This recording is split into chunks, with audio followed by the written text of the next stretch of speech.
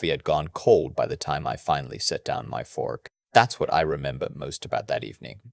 Not the words, not the silence that followed, but the cold coffee sitting there in my favorite mug, the one my wife Eleanor had given me on our 32nd anniversary before she passed. I'd been so distracted watching my son's face across the dinner table that I'd completely forgotten to drink it. His name is Glenn. He's 41 years old. And that night, in my own dining room, he looked me dead in the eyes and said, "Dad, honestly, Spencer has done more for us in the last 2 years than you've done in your entire life." Spencer is his father-in-law.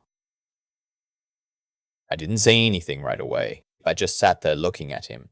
This man I had coached through Little League and helped move into 3 different apartments and driven to the emergency room at 2 in the morning when he sliced his hand open on a kitchen knife in 2009. I looked at him and I thought about the money I had been wiring to his account every month for the past 4 years. $3,000, first of every month, like clockwork. His mortgage, his car note, part of his daughter's preschool tuition.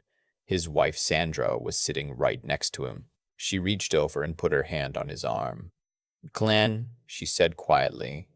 He shook his head. "No, Sandra, I'm just being honest. Dad needs to hear this." Spencer shows up. Spencer shows up. Spencer remembers birthdays. Spencer took us to Hilton Head last summer. Dad's been, I don't know, distant. I looked across the table at Sandra. She wouldn't meet my eyes. I picked up my fork, set it back down. Then I stood up. "Glenn," I stood up. "Glenn," I said, and I made sure my voice was steady.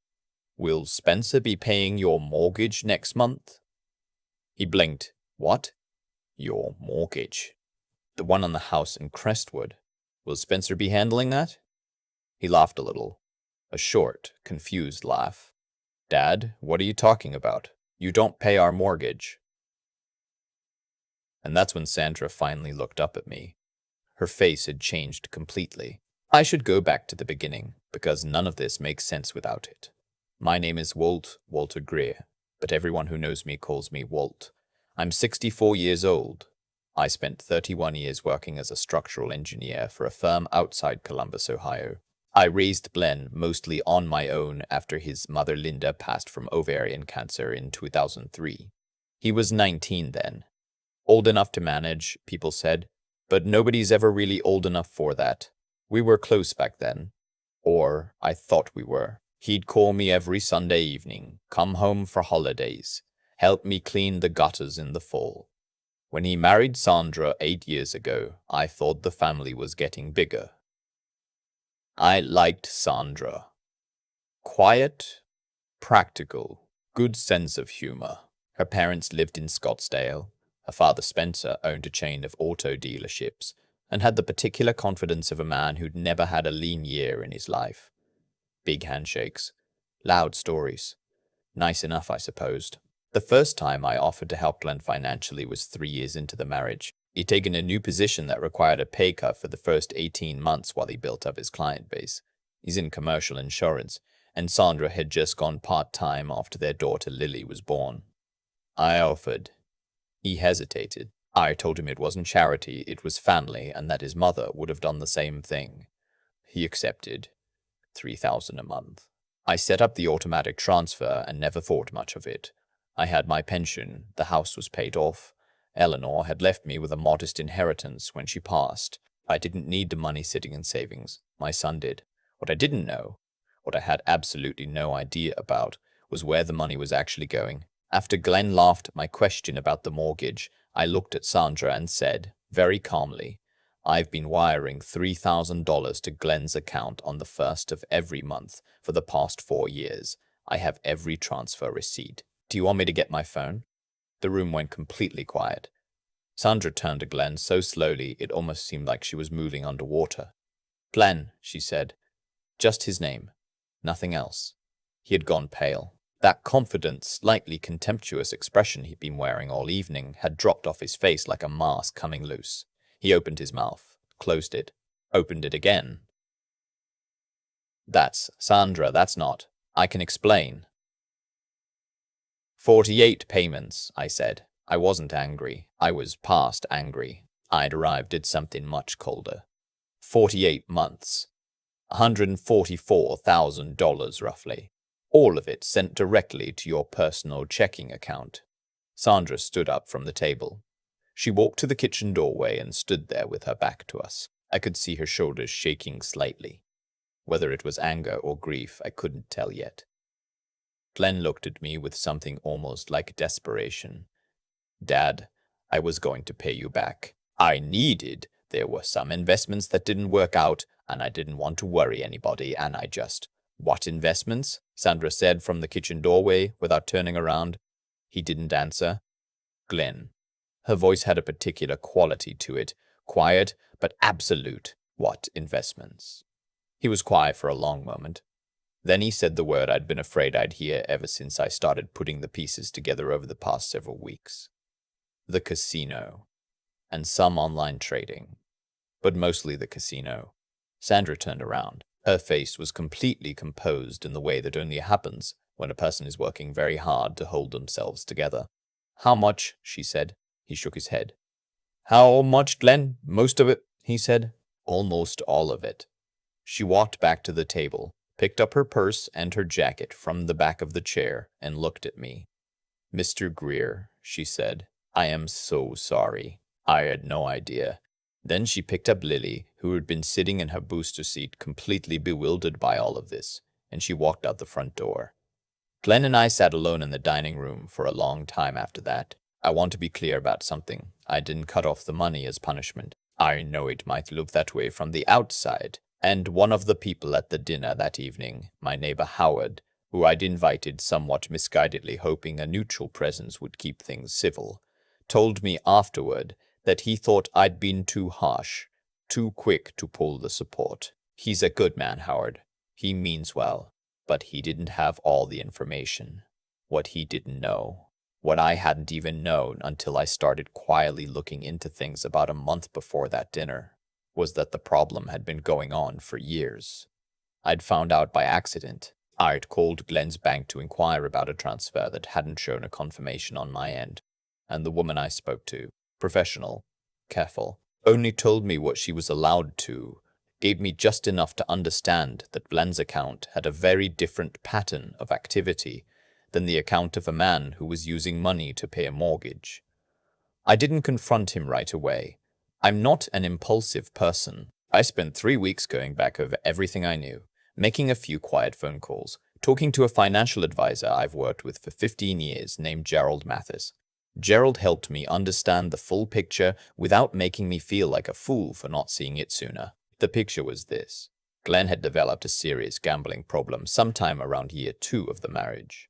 It had started with occasional trips to a riverboat casino about 40 minutes from their house. Legal, common enough in Ohio. Not alarming on its own. It had escalated. Online platforms, sports betting accounts. He'd burned through their savings, then through the money I was sending. He'd opened a credit line without Sandra's knowledge.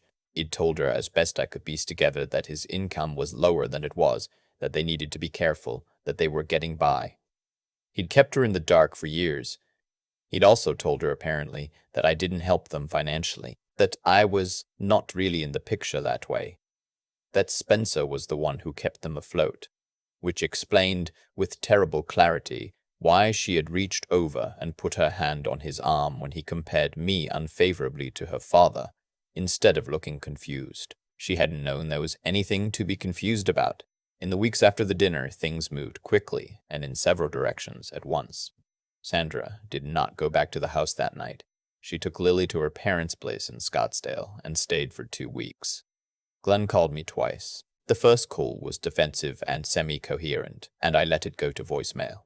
The second call came on a Tuesday afternoon, and his voice sounded different, flattened out, like the air had gone out of him. Dad, he said, I need help. I told him I would help him in the ways that I could. I would pay for a gambling addiction counselor, a real one, not whatever online self-help program he'd probably suggest to avoid actual accountability. I had already looked into a program affiliated with Ohio State Medical Center with a good reputation. I would not, under any circumstances, send $1 directly to his bank account.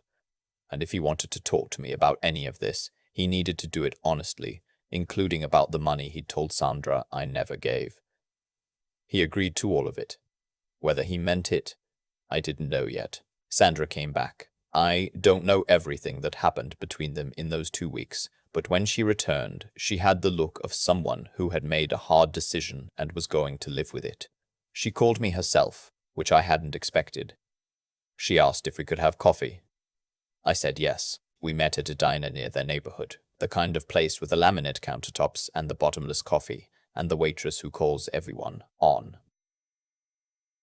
I've always liked places like that. Sandra sat across from me and told me she was furious at Glenn, and she was also furious at herself for not seeing it, and she was most furious of all that he had used my generosity as a lie to keep her from asking questions. He let me believe his father didn't care, she said, that you were just absent. She shook her head. Lily loves you, Mr. Greer. She asks about Grandpa Walt all the time. Glenn used that too. He used everything.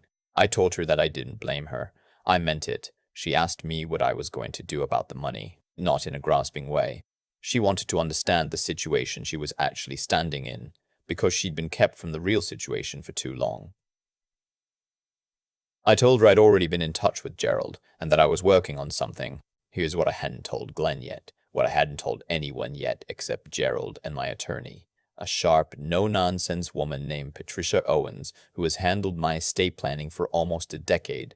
I had been planning to revise my estate documents anyway. Eleanor's death, and then a health scare of my own 2 years prior. A blockage that turned out to be manageable but gave me about 6 weeks of thinking very seriously about mortality, had put the question of the future on my mind in a way it hadn't been before. The house in Columbus, the cabin property I own upstate in the Hocking Hills. The investment accounts. Not a fortune, but enough to matter. Enough to shape what happened to the people I left behind. My original plan had been to leave it all to Glenn, simply and straightforwardly, because he was my son, and I loved him, and I had assumed, apparently naively, that he was a responsible adult.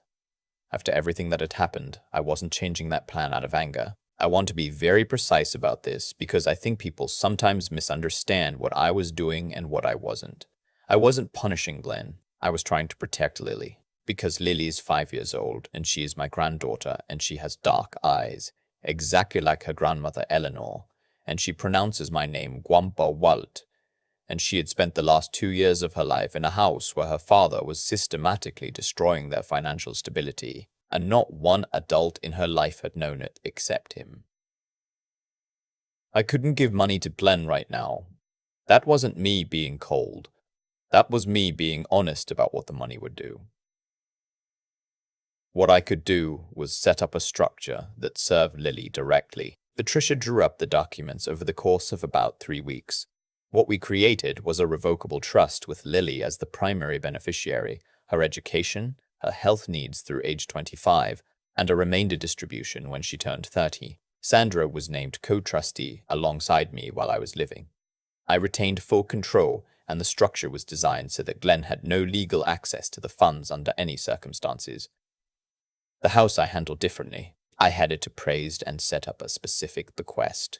If Sandra and Lily needed stable housing and the marriage didn't survive, Sandra would have a right of first purchase at well below market value. If the marriage did survive and Glenn demonstrated over time, with documentation from the counseling program and a 2-year period of stable financial behavior, that he had genuinely addressed the addiction, we would revisit. I told Patricia I wanted a formal signing with proper witnesses the way these things are supposed to be done. She raised her eyebrows slightly. You want it witnessed in front of family? I thought about it. Yes, I said. I think everyone should understand what this is and why. I'm not trying to be dramatic. I'm trying to make sure nobody can claim later that they didn't know. She nodded slowly. That's a legitimate approach, she said. It also tends to focus people's attention. That was, I thought, the polite attorney way of saying, yes, it will be uncomfortable, and yes, that's sometimes useful. I called Glenn and Sandra together at the house on a Saturday morning in March. Patricia was there, so was Gerald. I'd also called Glenn's aunt, my sister Miriam, who is 71 and has known Glenn since he was 3 days old, and was not, at this point, particularly sympathetic to his situation. Glenn walked in looking like a man waiting for a verdict. He'd been in the counseling program for 6 weeks by then. I didn't know how seriously he was taking it. He had that careful, measured quality of someone who is trying to behave correctly and isn't entirely sure what correct looks like right now. Sandra sat down and folded her hands on the kitchen table. Lily was at a neighbor's house. Patricia went through the documents. She was clear and unhurried and explained each piece in plain language. Glenn's face went through several different expressions. Surprise, then something that looked like wounded pride, then a longer, harder look that I couldn't entirely read. When Patricia finished, Glenn looked at me. "So I get nothing," he said. "That's not what the documents say," Patricia said before I could answer. "They say that Lily receives support unconditionally.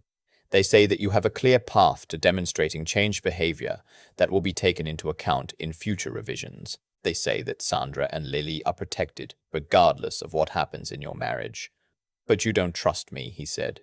"To me, not to Patricia." "Not with money right now," I said. "No." He was quiet for a moment. Then, to my surprise, he nodded. "Okay," he said. "Just that. Not okay, fine. Not okay, whatever. Just okay," with this resigned honesty to it that I hadn't heard from him in a long time, maybe ever. Miriam reached over and patted his hand.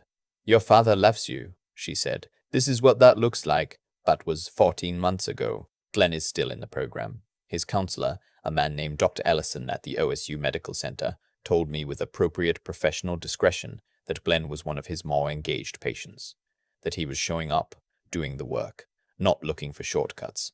I appreciated hearing that. I didn't tell Glenn I'd spoken to Dr. Ellison. I didn't need to. It wasn't about keeping score. Sandra and Glenn are still married. I don't know if that was the right decision for her. That's not my call to make. What I can see is that she's watchful in a way she wasn't before, and that she speaks to Glenn with a kind of careful directness that is, I think, healthier than whatever existed between them previously. She calls me twice a month. We talk about Lily mostly. Sometimes we talk about her work or her parents or a book she's reading. It's comfortable. I'm glad for it. Spencer came to visit last Thanksgiving. He was exactly as I remembered him. Loud handshake, big stories, full of easy confidence. He pulled me aside at one point and said with what I think was genuine good intention, "Walt, I want you to know I didn't know any of this about the money situation. Glenn never told us." I believed him. I told him so. "Hell of a thing," he said. "Yes," I said. "It is." We stood there by the back porch watching Glenn push Lily on the tire swing I'd hung from the old oak tree. Glenn was laughing at something Lily said. It was a real laugh, not the performed kind. It reminded me suddenly and sharply of him at 7 years old, doing exactly the same thing while Linda watched from the kitchen window. I thought about all the things I could have done differently. There are a few. I wish I'd been more curious sooner, asked more questions, been less inclined to trust that because I was helping, the help was landing the way I intended. That's on me. But I also know this. Walking away would have been easier. Writing Glenn off completely would have been easier. Deciding that a man who'd embarrassed me in front of company and stolen my generosity to feed an addiction didn't deserve another thought, that would have been the easier choice. I didn't make the easier choice. Lily turns 6 next month. I'm taking her to the Columbus Zoo. She's been asking about the polar bears since Christmas, and I've been promising since February, and a man can only put off a polar bear promise for so long before a 5-year-old starts giving him a look that could cut glass. Glenn is coming too. So is Sandra. We'll probably get those terrible overpriced zoo hot dogs and eat them on a bench somewhere. And Lily will get mustard on her shirt, and Glenn will say something mildly ridiculous, and Sandra and I will exchange a look over his head. It won't be perfect. Families aren't. Mine certainly isn't. But we'll be there. Together. And the trust documents are signed, and the protection is in place, and my granddaughter knows that Grandpa Walt shows up. That's what the money was always for in the end. Not to make anyone comfortable, not to be thanked for it, or compared favorably to someone else because of it. Just to make sure that the people I love have solid ground under their feet when everything else shifts. The grandfather clock in my hallway ticked through all of it. The dinner, the confrontation, the documents, The slow and imperfect work of rebuilding. It doesn't know the difference between a good night and a hard one.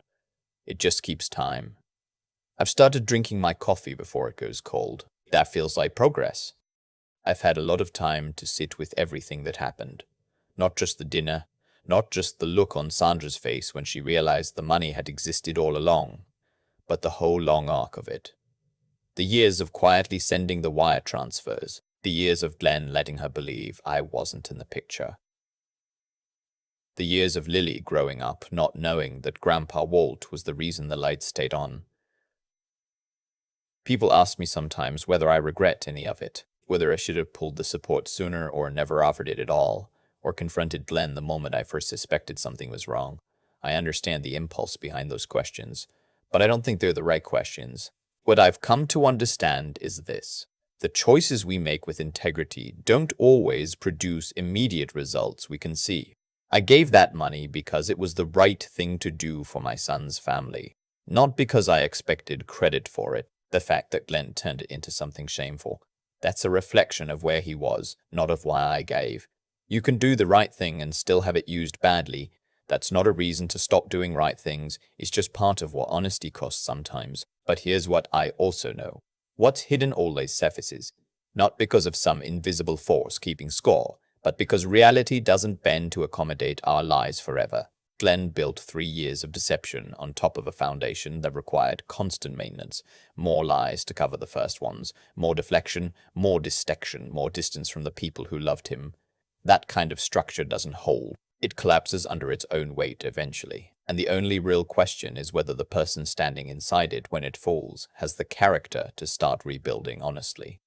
Glenn is doing that work now, slowly, imperfectly, with a lot of Monday mornings where I imagine it would be easier to stop. The fact that he's still showing up, to Dr. Ellison's office, to Sandra, to Lily, to me, that tells me something about who he still has the potential to be. What I learned through all of this, the hard way, is that protecting someone and enabling them are two different things, and the line between them is not always obvious when you are standing in the middle of it. I thought I was protecting Glenn when I sent the money without conditions, without questions, without accountability. I was actually just removing the friction that might have forced him to face himself sooner. Real protection, the kind that actually serves the people you love, sometimes looks like standing firm when everything in you wants to just make the problem disappear. The trust documents I signed aren't about punishing Glenn. They're about making sure Lily has solid ground. They're about Sandra having options. They're about me being honest, finally, about what help actually means versus what help feels like in the moment. Glenn called me last week. We told for 40 minutes about nothing in particular. The Cleveland game, the new roof he's getting estimates on. Something funny Lily said at dinner. At the end of the call, he said, "Thanks for picking up, Dad." I told him I always pick up. That's the whole thing, really. You keep picking up. You stay honest. You protect what actually needs protecting. And you drink your coffee before it gets cold.